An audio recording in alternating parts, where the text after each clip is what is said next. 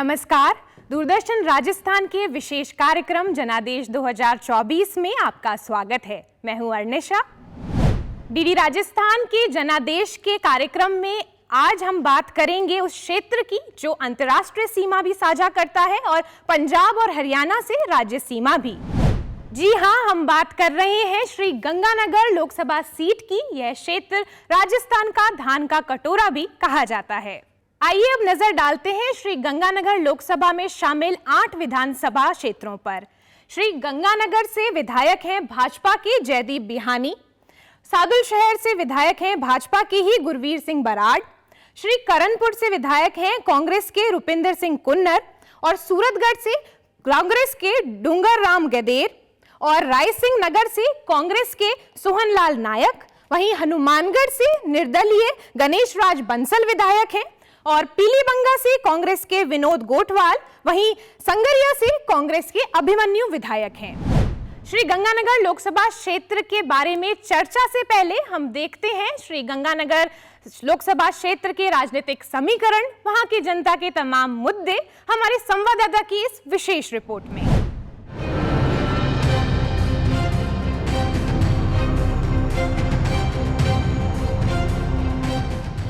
धान का कटोरा और कपास पट्टी के नाम से विख्यात गंगानगर में इन दिनों लोकसभा चुनाव का चारों ओर हल्ला मचा हुआ है।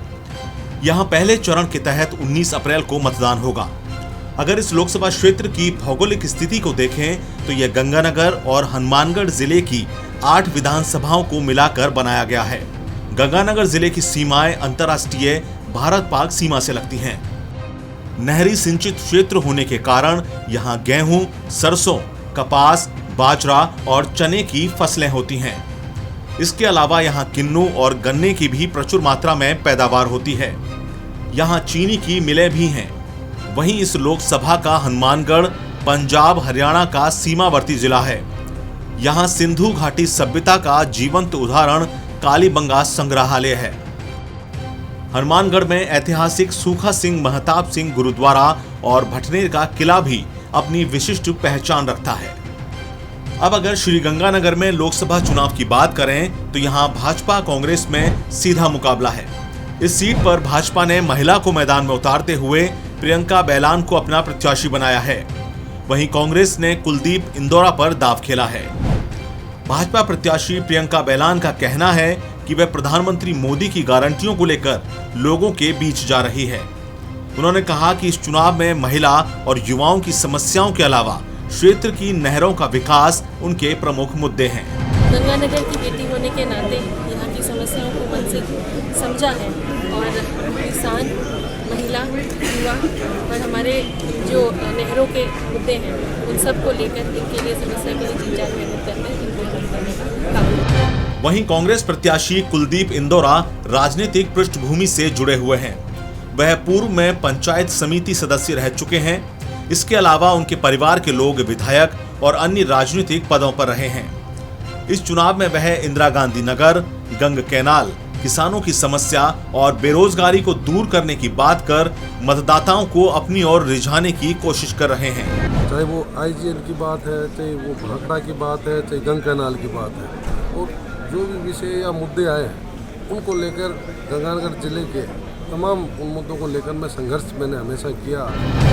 अब इस सीट पर 2019 में हुए चुनाव परिणामों पर नजर डालें तो यहां भाजपा के निहाल चंद मेघवाल ने कांग्रेस के भरत राम मेघवाल को हराया था। इससे पहले भी निहाल चंद मेघवाल ने 2014 के लोकसभा चुनावों में कांग्रेस के मास्टर भंवरलाल मेघवाल को हराकर जीत दर्ज की थी। निहाल चंद ने अब तक 7 चुनाव लड़े, जिनमें से वह 5 बार विजयी रहे हैं। वहीं इन चुनावों में बसपा और CPM सहित अन्य दलों के उम्मीदवारों की बात करें तो वे अपनी जमानत तक भी नहीं बचा पाए हैं।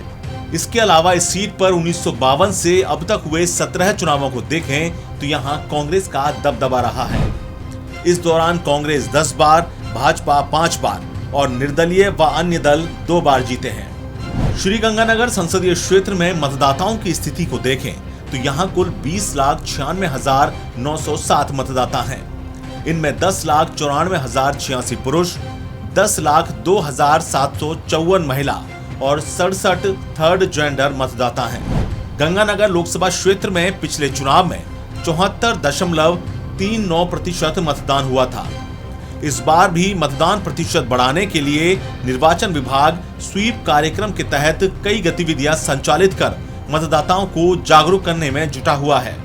लोकसभा में जो है, क्योंकि ये देश का पर्व है और ज़्यादा से ज़्यादा वोटरों की भागीदारी हो, इसके लिए विशेष स्वीप गतिविधियाँ आयोजित की जा रही हैं, जिसमें कई बड़े आयोजन जिले में अब तक हुए हैं और आगे भी प्रत्येक सप्ताह जो है अलग अलग स्तर पर, जिला स्तर पर, ब्लॉक स्तर पर, स्कूल स्तर पर, कई कार्यालय स्तर पर जो है वो गतिविधियाँ आयोजित होगी। अब इस चुनावी जद्दोजहद में जनता के मुद्दों की बात की जाए तो यहाँ स्थानीय समस्याओं के अलावा किसानों से जुड़े मुद्दे प्रमुख हैं।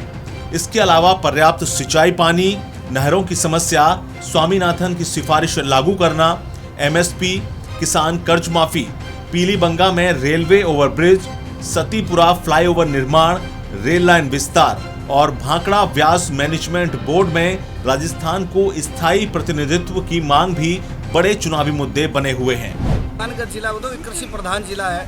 गंग नहर से यहाँ पर पानी आता है, तो यहाँ पर पानी की सबसे बड़ी दिक्कत रहती है कृषि प्रधान जिला होने के कारण। तो हमारे पोंग डैम है, भाखड़ा डैम है, उनको क्या है कि 10-10 फीट खाली रखा जाता है और बरसात के सीजन में जब उनको खाली रखते हैं तो यहाँ पानी की दिक्कत रहती है। तो सबसे बड़ा मुद्दा यही है कि उनको डैमों को पूरा पानी भरा जाए। सड़कों का जाल बिछना चाहिए।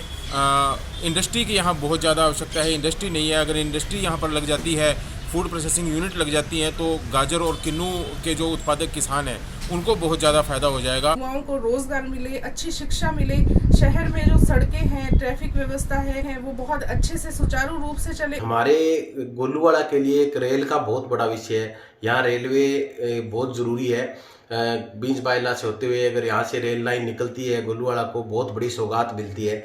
कला के क्षेत्र में युवाओं को, शिक्षा के क्षेत्र में प्रोत्साहित करें, उनके भविष्य को लेकर चिंता व्यक्त करें। ऐसा प्रतिनिधि चुना जाए जो महिलाओं को शिक्षा हर कार्य क्षेत्र में सहयोग करे व आगे लाए। देश में चुनावी बिगुल बजने के साथ ही हर उम्मीदवार चुनावी रण में डट चुका है। अब देखना यह है कि मतदाता जिन मुद्दों को लेकर अपना मतदान करेंगे वही जो परिणाम है भविष्य के गर्भ में है। Hetram Indaliya, DD news. अभी आप देख रहे थे जनादेश 2024 के अंदर लोकसभा सीट श्री गंगानगर की हमारी विशेष रिपोर्ट। अब हम कार्यक्रम के दूसरे पड़ाव पर बढ़ते हैं, जिसमें हम चर्चा करेंगे श्री गंगानगर लोकसभा सीट के जनता के मुद्दे और राजनीतिक समीकरणों पर। इस चर्चा के लिए हमारे साथ स्टूडियो में मौजूद हैं दो बेहद खास मेहमान। सबसे पहले मैं परिचय कराना चाहूंगी श्याम सुंदर शर्मा जी का, जो कि राजस्थान की राजनीति पे अपना विशेष नमस्कार रखते हैं, और दूसरा मैं परिचय कराना चाहूंगी विकास जैन जी का, जो भी एक वरिष्ठ पत्रकार है। दोनों ही पार्टी कांग्रेस और भाजपा ने इस बार नए चेहरों को मैदान में उतारा है। भाजपा से भी 5 बार लोकसभा चुनाव जीते निहाल चंद मेघवाल की जगह एक नया युवा चेहरा जो कि 33 वर्षीय प्रियंका बेनाल है, और कांग्रेस ने भी कुलदीप इंदौरा को उतारा है जो कि एक नया चेहरा है। मैं सबसे पहले श्याम सुंदर जी से पूछना चाहूंगी कि ये नए चेहरों को उतारने का ये क्या दाव दोनों पार्टियों ने खेला है? देखिए अनिमा जी, जिस प्रकार से लोकसभा क्षेत्र गंगानगर है, वहाँ पर ये निश्चित तौर पर रिजर्व कॉन्स्टिट्यूंसी है और दोनों ही पार्टी, देखिए एक बार 5 बार का सांसद रहा हुआ निहाल चंद मेघवाल जो केंद्रीय मंत्री भी रहे, उनको हटाए जाने का मतलब है कि नए चेहरे को जन्म देना चाहिए। जिस प्रकार से केंद्र सरकार लेके आई थी नारी शक्ति वंदन अधिनियम के बाद नारी को दिया है, और देखिए कि वो नारी जो कि एक बार चुनाव के अंदर कम उम्र के कारण से चुनाव लड़ नहीं पाई थी विधानसभा का, इसलिए उसमें देखिए 2 समाविष्ट है, वो अनुसूचित जाति से भी आती है और स्वर्ण जाति भी है। 2 जाति का समावेश करने के लिए उनको टिकट दिया है बीजेपी ने, और कांग्रेस ने जिला प्रमुख हैं और उनके पिता हीरालाल इंदौरा जो कि पहले राज्य में मंत्री रहे, उनके पुत्र हैं, उनको टिकट दिया गया है। और यहाँ जिस प्रकार से 9 कैंडिडेट खड़े हैं, वैसे तो बीएसपी के भी यहाँ देवाराम नायक भी खड़े हैं, तो ये 9 कैंडिडेट, बाकी के कैंडिडेट में दम नहीं है। 3 तो निर्दलीय है, 2 अन्य पार्टी के। देखिए 3 पार्टियों के कैंडिडेट इस बार चुनाव में निश्चित तौर पर एक क्या इतिहास रचेंगे ये तो जनता तय करेगी, जिसको जनता चाहेगी वो जीतेगा। लेकिन इस प्रकार से कहा जा सकता है कि कांग्रेस के विधायक ज़्यादा हैं, जैसे 8 कॉन्स्टिट्यूंसी आती है जिसमें से एक देखिएगा कि बीजेपी के पास 2 ही हैं और एक निर्दलीय है और बाकी के कांग्रेस के। अब देखिएगा निश्चित तौर पे जिस प्रकार से बार बार बात आ रही है कि केंद्र सरकार अपने तौर तरीके से इस प्रकार से भारतमाला, क्योंकि ये सीमावर्ती इलाका है और 2 राज्यों की सीमा से भी जुड़ता है, तो यहाँ का कल्चर राजस्थानी कल्चर के बजाय यहाँ पंजाब का कल्चर, हरियाणा का कल्चर या सीमावर्ती इलाके का कल्चर बिल्कुल अलग ढंग से, और यहाँ पर सेना का इलाका बहुत अधिक है। तो इस हिसाब से कह सकते हैं कि हम राजस्थान की राजनीति को पहचानना चाहते हैं तो गंगानगर जाके देखिएगा कि वहाँ हरियाणा भी मिलेगा, पंजाब भी मिलेगा, और फिर जब सीमावर्ती इलाका है जो कि पाकिस्तान से लगता हुआ इलाका है, तो एक विशेष ये लोकसभा क्षेत्र है जहाँ पर प्रतिनिधित्व जीत करके जाने वाला, अगर कहा जाता है कि डबल इंजन की सरकार बनानी है तो फिर आपको किस तरफ जाना होगा ये तो जनता तय करेगी। हम और आप तो केवल कह सकते हैं कि अच्छे उम्मीदवार को, ठीक उम्मीदवार को जीत करके आप देंगे, योग्य उम्मीदवार जाएगा तो आपके विकास की गति जो चल रही है वो तेज गति से हो सकती है। जी, अब मैं विकास जी से पूछना चाहूँगी कि दोनों नए चेहरे हैं और एक महिला उम्मीदवार को भी इसमें उतारा है, इसमें क्या पार्टियों की रणनीतियाँ रही होंगी? मुझे लगता है कि इस बार का जो मतदाता है उसके सामने गंगानगर के अंदर एक अच्छे विकल्प पार्टियों ने रखे हैं कि वो किस तरीके से अपने क्षेत्र के लिए, गंगानगर राजस्थान में कृषि के क्षेत्र में समृद्ध जिला माना जाता है। गंगानगर और हनुमानगढ़ की कॉन्स्टिट्यूंसी को मिलाकर ये जिला बनाया गया है, तो गंगानगर ही नहीं पूरे प्रदेश के लोगों की निगाहें गंगानगर के नतीजों पर रहती है। तो इस बार का जो चुनाव है वो लगता है जिस तरीके की रणनीति पार्टियों के सामने आई है रोचक रहने वाला है गंगानगर के लिहाज से। जी, इसमें एक बात मैं और जोड़ना चाहता हूँ विकास जी में, अभी हाल ही में राजनीतिक उथल पुथल हुआ है। यहाँ के पूर्व सांसद है शंकर पन्नू जो कि कांग्रेस से थे, वो अभी हाल ही में बीजेपी में आने के बाद कुछ सिनेरियो चेंज होने की संभावना बनने लगी है। अब आप देखिएगा जो बार बार कहा जा रहा है कि हीरा कुलदीप इंदौरा जिला प्रमुख थे, लेकिन उन्होंने अपनी सरकार के टाइम में कितना विकास कराया उनको जवाब इस चुनाव में देना पड़ेगा, क्योंकि अब तो आप कह नहीं सकते निहाल चंद 5 बार का सांसद है, कुछ करा नहीं, उसके ऊपर आरोप प्रत्यारोप नहीं लगा सकते, जो कि नया कैंडिडेट उतारने का जो प्रयास किया निश्चित रूप से एक नई राजनीति को जन्म देगा गंगानगर का चुनाव। और हम सबको ज्ञात होगा कि जैसे कि श्री कर्णपुर जो सीट थी वहाँ पे चुनाव हुए और वहां का प्रत्याशी जो बीजेपी ने अपने मंत्रिमंडल में भी शामिल कर दिया था, पर उसके बावजूद भी जो कांग्रेस का प्रत्याशी था वो वहां पे उसने जीत हासिल करी। इस पे आप क्या कहना चाहेंगे? देखिए अनिमा जी, जिस प्रकार से सिंपैथी का वोट था, अब कांग्रेस ने उनके पिता की देहांत हो गया था, चुनाव से पहले उनके पुत्र को खड़ा किया था और बीजेपी ने कोशिश तो की, देखिए मंत्री बनाने का पहला इतिहास में हुआ था जिसके ऊपर आरोप भी लगे थे, लेकिन ऐसा संविधान में तो अधिकार है कि किसी को भी मंत्री बनाया जा सकता है, अगर मुख्यमंत्री बनाया जा सकता तो मंत्री, लेकिन मंत्री बनाने के बाद भी वहाँ के लोगों ने सिंपैथी में बह गए और वो निश्चित रूप से कैंडिडेट हारा। अब देखिएगा, मैं बार बार जो बीजेपी कह रही थी कि हम तो विकास की दृष्टि से काम करना चाहते हैं, आपको मंत्री देना चाहते थे, मंत्री स्वीकार नहीं किया, लेकिन जनादेश है, जनों का निर्णय जो होता है वो सबको मान्य होता है। लेकिन कांग्रेस ने जिस प्रकार से छलावा किया, कहा कि भाई जिता लो हमको, अब जीतने के बाद आप विधायक मिला, आपको मंत्री नहीं मिलेगा, तो हाँ अब निर्णय तो लोगों का था, लेकिन हाँ किस तरह की स्थितियाँ होती हैं राजनीति में, किस पल किस तरह की स्थितियाँ बन जाती है और कौन जैसे चुनाव जीत जाता है, यही तो राजनीतिक हमारा लोकतंत्र यही तो खूबसूरती देता है। लेकिन हाँ इस बार लोकसभा का चुनाव है, ये विधानसभा का चुनाव नहीं है। ऐसी स्थिति में प्रधानमंत्री जी का चेहरा हमेशा पहले भी रहा है कि 25 से 25 गई थी, लेकिन इस बार 25 से 25 जाएगी नहीं जाएगी, बहुत प्रश्न चिन्ह खड़ा होता है। लेकिन ये जिस तरह का इलाका है जहाँ पर कि विकास की दृष्टि से अब इस जिले को देखिए अन्न का कटोरा भी कहा जाता है। राजस्थान में जिस प्रकार की बातें बार बार आती है कि यहाँ अन्न का कटोरा इसलिए कहा जाता है कि यहाँ का उत्पादन काफ़ी मात्रा में है। और देखिए कि यहाँ पर कांग्रेस टाइम में शुगर मिल चलती थी, गंगानगर शुगर मिल, और उसके अलावा कॉटन मिल होती थी, दोनों मिलें बंद हो गई। पहले देखिए प्रोफेसर केदार जो प्रतिपक्ष के नेता यहाँ से जीते थे, कम्युनिस्ट का बड़ा दबदबा था, अब कम्युनिस्ट का दबदबा नहीं है पहले की तरह, अब बिल्कुल बदलाव की ओर है। देखिए बार बार कहा जा रहा है कि देखिएगा यहाँ पर प्रदूषित जल था, उसको शुद्ध करने के लिए 1700 करोड़ रुपए की योजना केंद्र सरकार ने दी है। अब वो देखिएगा, अगर वो कहते हैं डबल इंजन की सरकार रहेगी, कई बार होता है कि जनप्रतिनिधि है हमारा होगा तो प्रेशर में आकर के केंद्र में दबाव डालेगा तो जल्दी काम शुरू हो सकेगा। देखिए एक पठानकोट का नेशनल हाईवे था, अब पठानकोट लेके चले गए, राजस्थान को मिला था और क्योंकि हमारा प्रतिनिधित्व ठीक नहीं था, कांग्रेस का शासन था, चला गया हमारे यहाँ से। और देखिए अमृतसर जामनगर नेशनल हाईवे जो बना है, निश्चित तौर पर इस इलाके को विकास की दृष्टि से एक नया आयाम देने में कामयाब हुआ है। और जिस प्रकार से आप देखिएगा कि खालों का निर्माण 18 किलोमीटर का हुआ है, काम बहुत हुआ है, लेकिन जिन प्रतिनिधि के नाते उसको विरोध इसलिए हो रहा था, बार बार निर्वाचित करके भेजा जा रहा था, तो एक चेहरे को बदलने की ज़रूरत थी, इसलिए बीजेपी ने बदला है। अब उसे जनता लाइक करेगी, क्योंकि महिला होने के नाते उसका एक अलग महत्व है और 2 जाति से समन्वय करके आई हैं, तो निश्चित रूप से बीजेपी को कितना लाभ होगा ये तो आने वाला समय जब चुनाव में जाएगा और लोग कैसे 19 तारीख को जिस तरह से मतदान होगा उस वक्त निर्णय हो पाएगा गंगानगर। जी जी, जैसा कि आपने कहा कि ये क्षेत्र को हम राजस्थान का धान का कटोरा भी कहा जाता है, मैं विकास जी से पूछना चाहूँगी कि ये क्षेत्र राजस्थान के लिए आर्थिक दृष्टि से बहुत महत्वपूर्ण है, क्योंकि कृषि का सबसे ज़्यादा उत्पादन यहाँ हुआ है। पर क्या इस चुनाव में किसानों के मुद्दों का सहारा लेते हुए क्या उम्मीदवार अपने दाव लगा रहे हैं? जी, निश्चित तौर पर ये जैसे धान का कटोरा गंगानगर हनुमानगढ़ जो राजस्थान के जो उत्तर पश्चिमी छोर पर स्थित है, राजस्थान के लिए समृद्ध कृषि के प्रदेश हैं, कृषि के क्षेत्र हैं, तो निश्चित तौर पर हम ये मान सकते हैं कि इस बार का जो लोकसभा चुनाव है वो किसानों के मुद्दों के ऊपर भी लड़ा जाएगा। भारतीय जनता पार्टी है जो, जैसा कि अभी सर ने बताया कि इस क्षेत्र में विकास के क्षेत्र में जो काम पिछले 5 साल के दौरान 10 साल के दौरान हुए, भारतीय जनता पार्टी उसको लेकर भी मैदान में जाएगी।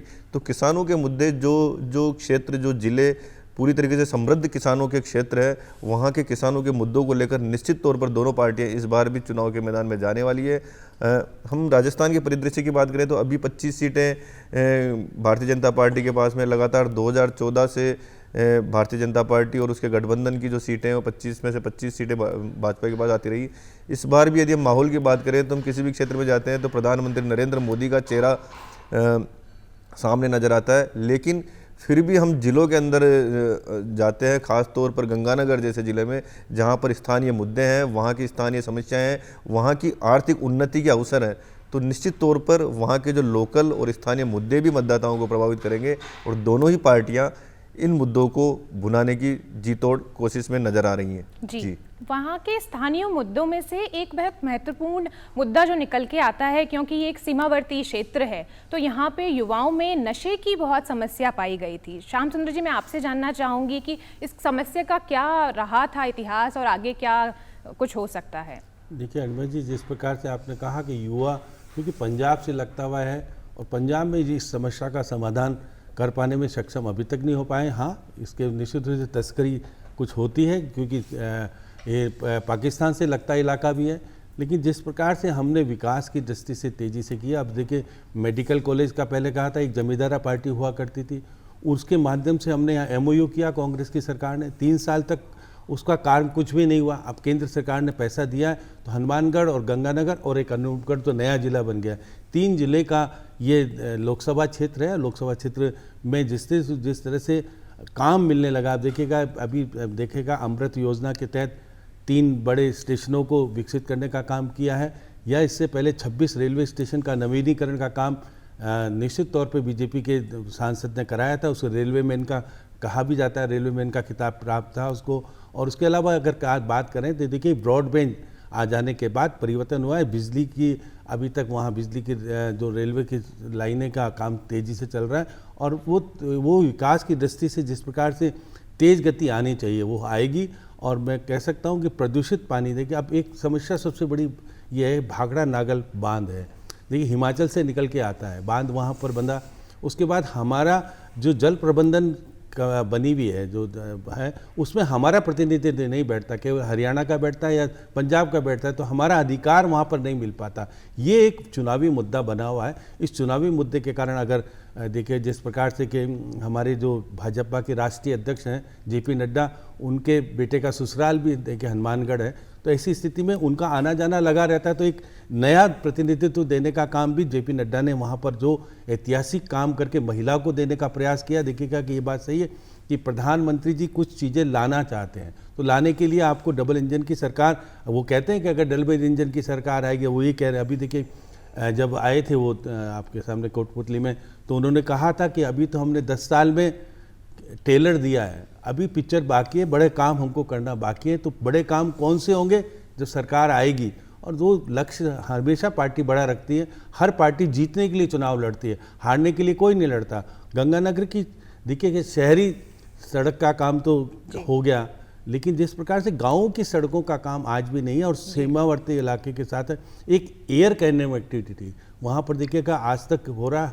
हवाई अड्डा केवल सेना के लिए है, और वहाँ पर जवाई बड़ी मुश्किलों से कोई आता है तो जो बाहर से आने वाला व्यक्ति है यहाँ आने में बड़ा दिक्कत है, टाइम ज़्यादा लगता है। तो यह बस क्या है, बार बार कहा जा रहा है कि यहाँ हवाई अड्डा बनना चाहिए। अब हवाई अड्डा तो बनने का काम तो केंद्र सरकार ही करा सकती है, डबल इंजन की सरकार ही करा सकती है। अब किस तरह की स्थितियाँ, लोग बाग दोनों ही पार्टियों के लोग हैं। देखिए क्या कांग्रेस और बीजेपी में एक ये अंतर आ गया है कि कांग्रेस में पूर्व मुख्यमंत्री अशोक गहलोत और सचिन पायलट, ये सचिन पायलट का व्यक्ति है, तो अशोक गहलोत ने शंकर पन्नू को कहाँ भेजा, अब देखो आपको पता है। तो ये राजनीतिकरण जो हो गया है, जिस तरह की स्थितियाँ राजस्थान में प्रतिनिधि के रूप में सोनिया गांधी हमको मिल गई, लेकिन इनकी जो खाई थी आपस में, इसको ख़त्म करा पाने में सक्षम नहीं हो पाए।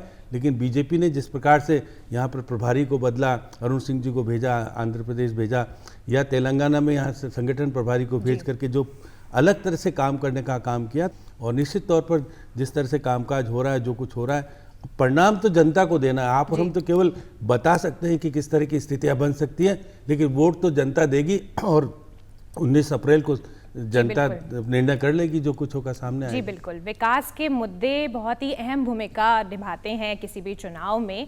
मैं इस क्षेत्र की बात करूं तो कृषि के क्षेत्र में ये क्षेत्र अपना भूमिका रखता है, और कृषि आश्रित बहुत सारे उद्योग भी यहाँ आए हैं। मैं विकास जी से पूछना चाहूँगी कि इस क्षेत्र में फूड प्रोसेसिंग यूनिट की भी बहुत बात हुई है। जो युवा हैं वो कृषि के क्षेत्र में, खेतीबाड़ी में ना जाना चाहें, परंतु उससे संबंधित उद्योग क्षेत्र में तो जा सकते हैं। इस पर आप क्या कहेंगे?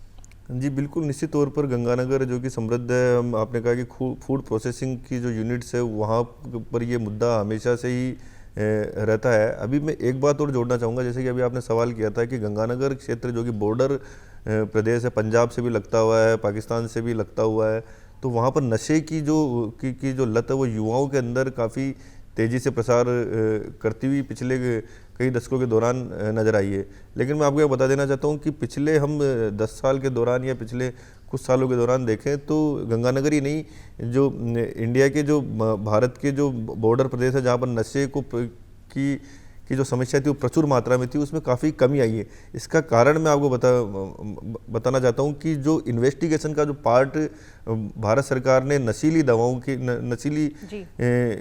नशे के कारोबार का जो सिस्टम किया वो थोड़ा सा चेंज किया है। पहले क्या होता था कि जो कारोबारी या कोई जो नशे का कारोबार करते हुए पकड़ा जाता था तो उसको पकड़कर सिर्फ उसके खिलाफ इन्वेस्टिगेशन की जाती थी। अब उस इन्वेस्टिगेशन को टॉप टू बॉटम और बॉटम टू टॉप तक किया गया है। तो जो वो पूरी चेन है, यानी कि किसी दुकान के ऊपर यदि नशे की पुड़िया पकड़ी जाती है तो वो पुड़िया कहाँ से आई, उसका जो सप्लाई चेन कहाँ तक थी, उस पूरी चेन को ट्रेस किया जा रहा है। उसी का नतीजा है, यदि हम आंकड़े उठाकर देखें, चाहे वो गंगानगर के हो चाहे वो पंजाब के हो, वहाँ पर नशे के कारोबार में और नशे के सेवन में काफ़ी कमी आई है। जी जी जी। और श्याम सुंदर जी, आप बताना चाहेंगे कि वहाँ पे युवाओं के लिए क्या रोजगार के साधन हो सकते हैं? देखिए अनिमा जी, अभी हाल ही में रेलवे स्टेशन पे एक लॉन्ड्री खोली है जिसमें 1200 युवाओं को रोजगार मिला है। तो लोग कहते हैं कि रेलवे स्टेशन पे लॉन्ड्री क्यों खोली गई? देखिए एक विकास की दृष्टि से अगर आपके पास जगह है और वहाँ का सदुपयोग करके आप काम करना चाहते हैं तो एक अच्छी बात है, अच्छी, इसको गलत। देखिए फूड प्रोसेसिंग की बार बार बात आती है। राहुल गांधी बार बार कह के गए थे कि हम बहुत कुछ करेंगे, लेकिन नज़र नहीं आया। जो लोनिंग का सिस्टम होना चाहिए था, जिस प्रकार से किसानों को वहाँ उसके पेड़, जैसे अब केनू का सबसे ज़्यादा उत्पादन वहाँ पर हो रहा है, और केनू का उत्पादन हो रहा है तो उसको किस तरह से अगर माल वहाँ उत्पादित हो रहा है, अगर उसको संबंधित तैयार करके अगर भेजा जाए तो कॉमर्शियल दृष्टि से रोज़गार भी मिलेगा और लोगों को अलग तरह से प्राप्त हो पाएगा।